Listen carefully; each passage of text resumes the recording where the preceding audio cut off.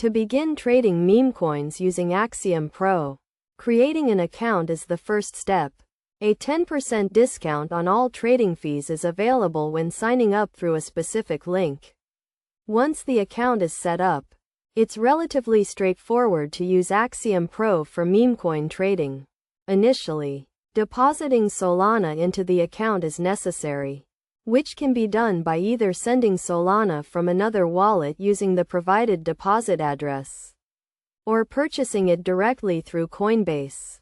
After acquiring Solana, trading can commence. The platform offers various options, including a Discover section with deck screener coins and trending ones, as well as a polls section with new pairs, final stretch, and migrate options, although it's essential to note that most of these are likely scams. Selecting a meme coin to trade is the next step, and it's crucial to set filters to weed out potential scams. Setting presets, including buy and sell settings, is also necessary. With the filters and presets in place, finding a coin to buy and trade is the next step, after which the desired preset can be selected, and the purchase can be made via market limit or advanced features.